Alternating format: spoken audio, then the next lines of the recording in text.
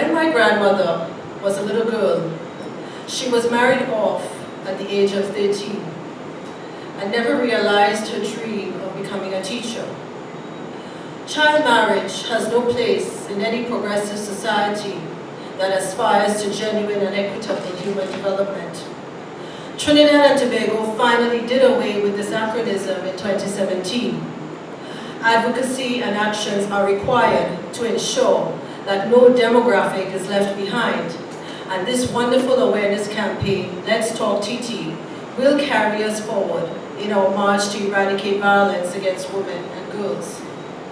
In this fight for gender freedom and protection, we must hold hands in the spirit and trust of the United Nations 2030 Agenda for Sustainable Development.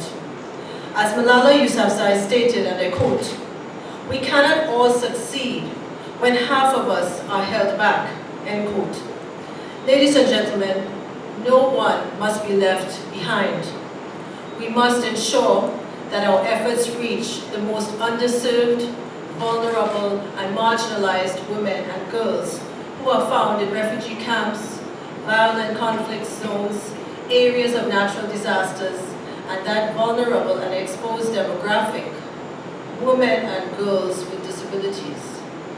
I am genuinely appalled and concerned at the alarming murder statistics of our Trinidad women who perish at the hands of domestic violence. Gender-based violence, along with harmful practices such as child marriage and female genital mutilation, are human rights violations that rob women and girls of their futures and undermine their health and well-being. Women and girls must be educated as to their inalienable human rights. An informed person is an empowered person.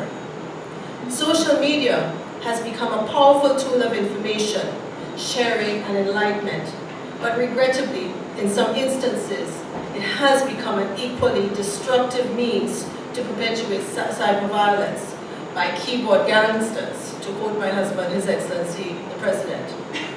As women, we are sometimes our worst enemies. Each of us in this room may have at one time or the other been victim to those keyboard gangsters who inflict pain and psychological abuse and violence by gross untruths and malice. As women, we cannot speak of inequality to men and violence by men against women when we ourselves as women are unprepared to treat our sisters and womenfolk equally, fairly, with dignity and respect. The ever-riveting performances of the 2 Cents movements say it like it is, that violence against women need not only be physical for it to be real. We must return to the days where we were our sisters and brothers' keeper. The 2 Cents movement in Common Ground speak also to the male dominance, abuse, and harassment as factors that heavily tip the equality and respect scale.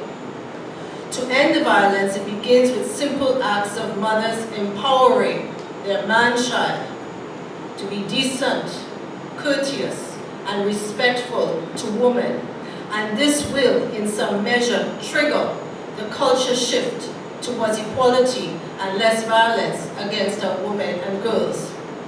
Gender equality will inevitably mitigate gender-based violence.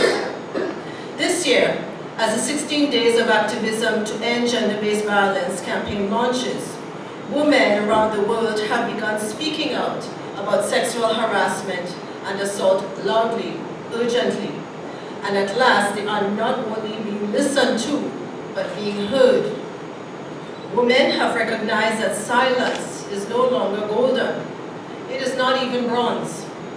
The silence of the past is giving way to public denunciation of gender-based violence,